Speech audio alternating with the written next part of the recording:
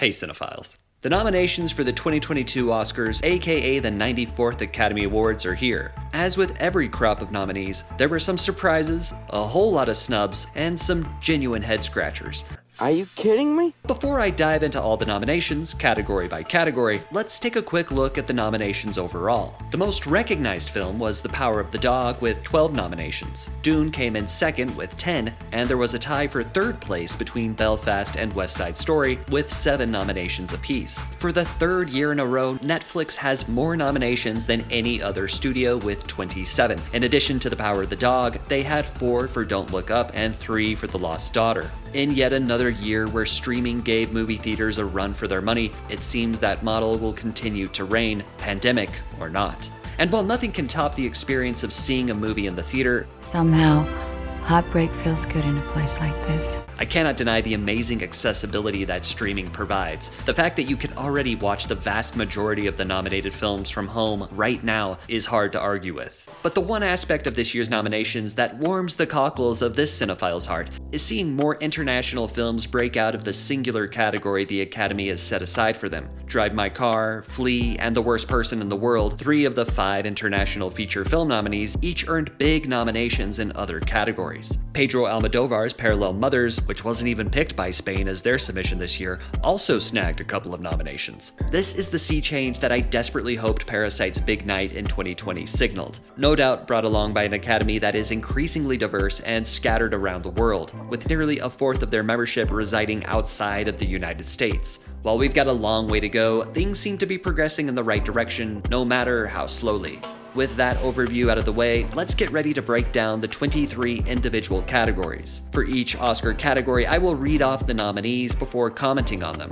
I will be highlighting some of the major surprises and snubs along the way, primarily in the context of the awards season itself. This video is by no means an exhaustive list of the great films and filmmakers snubbed by the Academy this year. If that's something you're interested in, stay tuned for my annual Oscar Snubs video tribute. In the meantime, you can check out my tributes for the last few years. While this is not a prediction video per se, I will highlight what my experience and research lead me to believe are the current quote-unquote frontrunners in each category, marking them with a tantalizing Oscar statue. Also, I will pick my personal favorite nominee in each category, designating those picks with a mark from what I consider to be the single most overlooked film by the Academy this year, The Green Knight.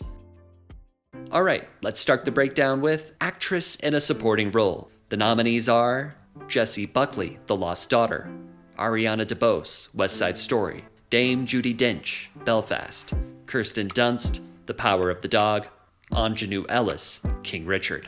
The Academy kicked off their nominations with a few upsets. Judi Dench took the place of co-star Katrina Balfe, who most thought would be the one nominated from Belfast in this category. Also, Ruth Negga was shut out for her role in Passing, a film that was completely overlooked by the Academy. The frontrunner here is Ariana DeBose, who is the standout of West Side Story. She's my favorite of these nominees as well. Moving on to Costume Design: Cruella, Cyrano, Dune, Nightmare Alley, West Side Story. These were all among the frontrunners, so nothing too surprising here, though perhaps this was an early indicator of the lack of love the Academy has for House of Gucci. More on that in a bit. It's time to take out the trash. This marks the only nomination for Cyrano and one of 2 nominations for Cruella. I highlight those 2 films because we'll be seeing plenty of the other 3 in other categories. If there was ever a category that Cruella could and should dominate, it is costume design, as the titular character is an aspiring fashion designer in 1970s London. That's the likely frontrunner here, though my personal favorite is Dune. There are so many detailed and iconic looks. The still suits are particularly rad. Next up, Sound: Belfast, Dune, No Time to Die, The Power of the Dog, West Side Story. Notable snubs include Tick Tick Boom and Spider-Man No Way Home. I think this one is going to come down to Dune, which had an incredible soundscape fitting of an ambitious sci-fi fantasy epic, and the lone musical of the nominees, West Side Story. My money is on Dune, and that is where my loyalties lie as well. From sound to original score: Don't Look Up, Nicholas Britell; Dune, Hans Zimmer; Encanto, Jermaine Franco; Parallel Mothers, Alberto Iglesias; The Power of the Dog, Johnny Greenwood. The biggest snub here is Alexandre Desplat's score for The French Dispatch. As far as I'm concerned, this is the only worthwhile nomination for Don't Look Up. Nicolas Bertel is a genius composer, and his playful score was my favorite part of the film. This is Johnny Greenwood's second nomination. He should have won in 2018 for Phantom Thread, so the Academy will likely right that wrong since the other frontrunner, Hans Zimmer, already has a statue in his studio. Personally, while I love Greenwood's work on The Power of the Dog, I don't even think it's his best work of the year. Shout out to Spencer. And of these nominees, I prefer Zimmer's maximalist soundtrack for Dune. It's the score of the year as far as I'm concerned. Next up, adapted screenplay. Coda, screenplay by Sean Hayter. Drive My Car, screenplay by Ryusuke Hamaguchi and Takamasa Oe. Dune, screenplay by Eric Roth, John Spates, and Denis Villeneuve. Or as Leslie Jordan said in the broadcast, Denis Villeneuve. The Lost Daughter, written by Maggie Gyllenhaal. The Power of the Dog, written by Jane Campion. The two notable snubs in this already stacked category are West Side Story and Nightmare Alley. I see this going to either The Lost Daughter or The Power of the Dog, which have been two of the most touted adapted screenplays during this award season. I'll give the edge to The Power of the Dog. My favorite here is Drive My Car. Now, original screenplay. Belfast, written by Kenneth Branagh. Don't Look Up, screenplay by Adam McKay. King Richard, written by Zach Balan. Licorice Pizza, written by Paul Thomas Anderson. The Worst Person in the World, written by Eskil Vogt and Joachim Trier. The big surprise here is The Worst Person in the World, Norway's official submission for the Academy Awards. It took the spot of something everyone just assumed would be nominated, Aaron Sorkin's screenplay for Being the Ricardos. This is Paul Thomas Anderson's fifth screenplay nomination. He somehow never won an Oscar and is long overdue. Even if Licorice Pizza might not be his best work, it's not. It seems likely they'll make up for past snubs by giving it to him here, as the Academy is wont to do. And as much as I like Licorice Pizza, my favorite of these nominees is The Worst Person in the World, a wonderfully surprising and deserving nomination. Don't Look Up? Why are you here? Next up, animated short film, Affairs of the Art, Bestia, Box Ballet, Robin Robin, The Windshield Wiper. Let's highlight the two snubbed Disney shorts, Us Again and Far From the Tree, which played before Raya and the Last Dragon and Encanto, respectively. Us Again was the predicted frontrunner for this category, and Far From the Tree was among my favorite shorts of the year. Of the nominees, Robin Robin is the predicted frontrunner. I still need to see some of these, but I thought The Windshield Wiper was superb. Which brings us to live-action short film, A la Kachu, Take and Run, The Dress, The Long Goodbye, On My Mind, Please Hold. The biggest snubs here are When the Sun Sets and Television. The frontrunner here is The Long Goodbye, which has the added boost of being written by and starring Riz Ahmed. And that's where I'm staking my claim as well. Next up, actor in a supporting role. Karen Hines, Belfast. Troy Kotsur, Coda.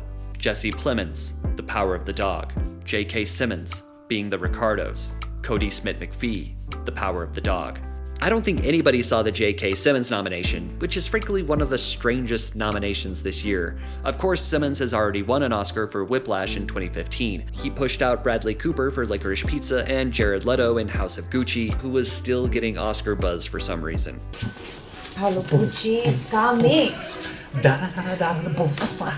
The clear frontrunner is Cody Smith-McPhee, who is undeniable in The Power of the Dog. He's my favorite of these nominations as well, though I'd be remiss if I didn't highlight Troy Kotsur's powerful performance in Coda and point out he's the first deaf male actor to earn an Oscar nomination. Next up, film editing.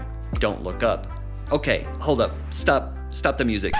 I laughed out loud when Tracy Ellis Ross read this nomination. Unless one of the short films I'm unaware of promotes child cannibalism, this is easily the single worst nomination of the year. Never mind that Don't Look Up is 45 minutes too long. It moves between scenes with aggressively unclever and unmotivating cutting, and it's littered with stock footage filler. Honestly, it just might be the worst edited film I saw all year, and I saw The Woman in the Window. This nomination is a joke, the editor's branch needs an intervention, and don't forget to subscribe to Cineflect.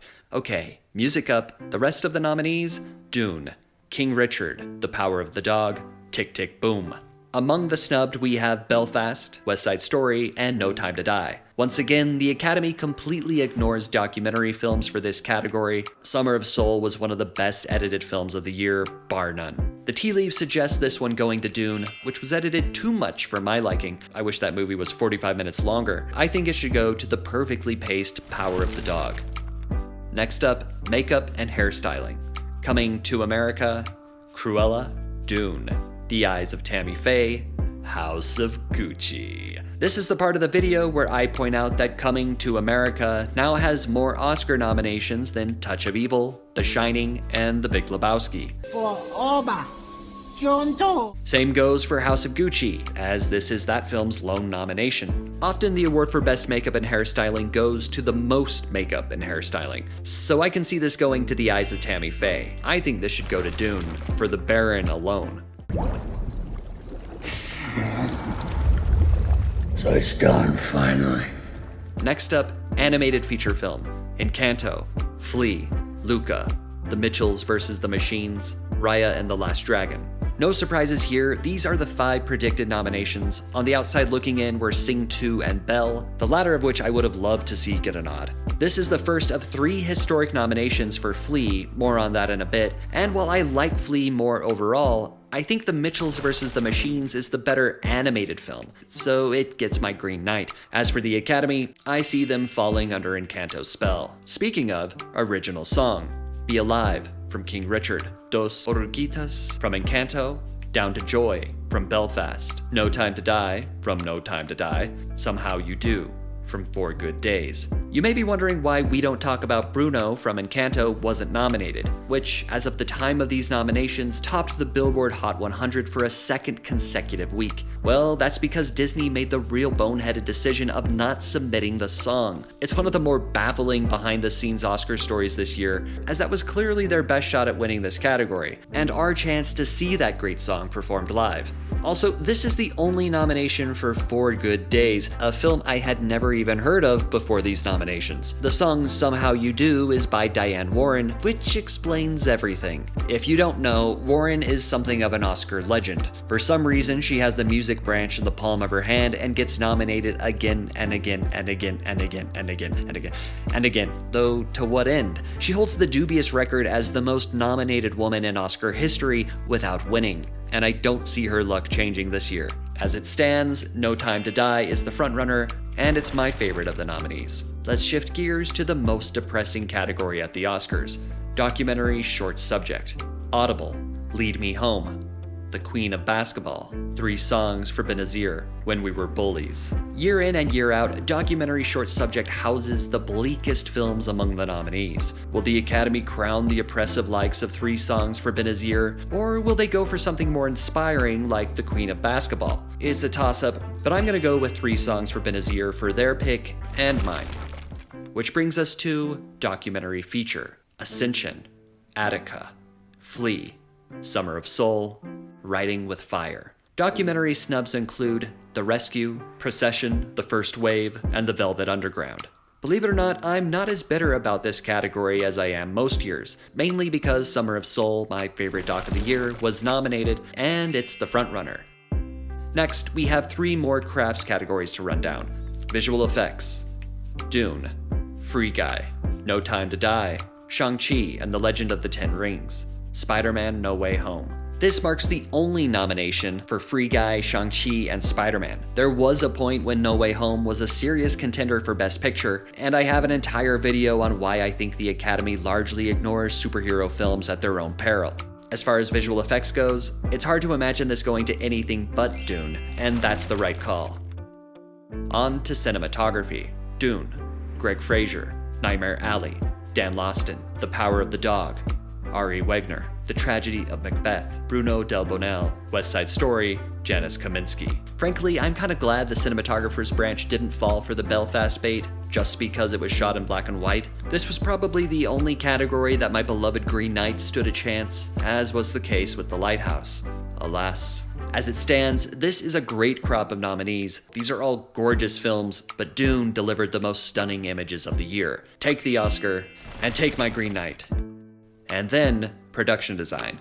These are the same 5 nominees as cinematography, which is very fitting. This is the second time I'm going to bring up The French Dispatch, which was a real contender. If you've seen that film, the amount of intricately designed sets is simply staggering. As much as I love the craftsmanship on display in Nightmare Alley, once again, I see Dune absolutely dominating this category, and it's hard to deny.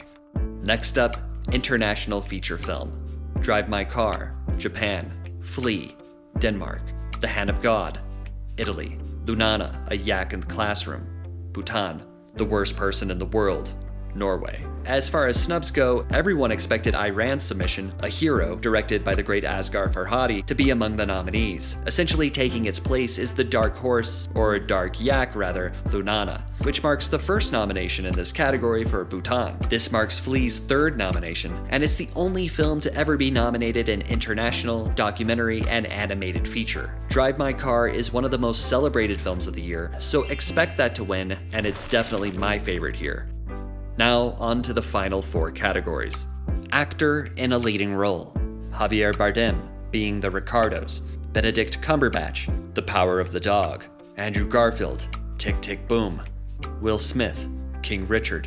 Denzel Washington, The Tragedy of Macbeth. Everyone here has been nominated before. Leading the pack is Denzel with a whopping 9 acting nominations. He's now tied for the 3rd most nominations for an actor, alongside the likes of Spencer Tracy, Paul Newman, and Al Pacino. Javier Bardem is probably the biggest surprise, but that 5th spot was up for grabs with Leonardo DiCaprio and Bradley Cooper also in the running. There is a lot of support for Will Smith, who has been nominated 4 times and never won. I suspect this may be his year. My favorite performance here is a toss-up between Cumberbatch, Garfield, and Denzel, but I think I'm gonna give my green light to the batch. Across the Dance Hall, actress in a leading role. Jessica Chastain, The Eyes of Tammy Faye. Olivia Colman, The Lost Daughter. Penelope Cruz, Parallel Mothers. Nicole Kidman, AMC Theaters ad. Being the Ricardos. Kristen Stewart, Spencer. The big surprise here is no Lady Gaga for House of Gucci, a performance that has been recognized all awards season until now. Father, Son, and House of Gucci. Frankly, I find it refreshing when the Academy doesn't nominate someone simply because they've been nominated everywhere else. Conversely, it's great to see Kristen Stewart being recognized, as she was oddly overlooked by SAG and the BAFTAs. She gave one of my favorite performances of the year, so that's where my heart resides. As far as the frontrunner, I think this is going to come down to Colman and Kidman, both of whom are already Oscar winners. I'm going to give the edge to Colman, who is terrific in The Lost Daughter. By the way, she and Jessie Buckley are both nominated for playing the older and younger versions of the same character. That's only happened twice before. How's that for some useless Oscar trivia? Wait, you want more? Okay. Penelope Cruz and Javier Bardem are now the 6th married couple to be nominated in acting in the same year. And on a similar note, though not sealed by holy matrimony, Kirsten Dunst and Jesse Plemons are another power couple to be nominated in the same year. For the same movie, no less. Now, one last step behind the camera, directing.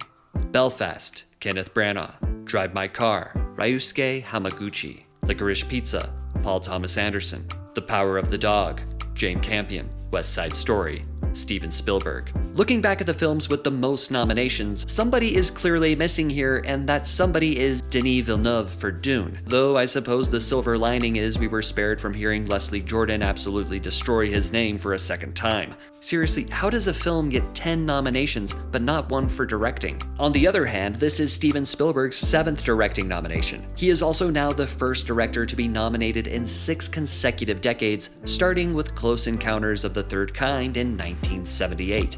And speaking of historical nominations, Jane Campion is now the only female director to be nominated for a second time. And I suspect she's going to become the 3rd female director to win the prize after Catherine Bigelow for The Hurt Locker and Chloe Zhao for Nomadland. If that happens, and I hope that it does, it will be the first ever back-to-back wins in the category for a female director.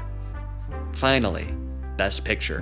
Belfast, Coda, Don't Look Up, Drive My Car, Dune, King Richard, Licorice Pizza, Nightmare Alley, The Power of the Dog, West Side Story.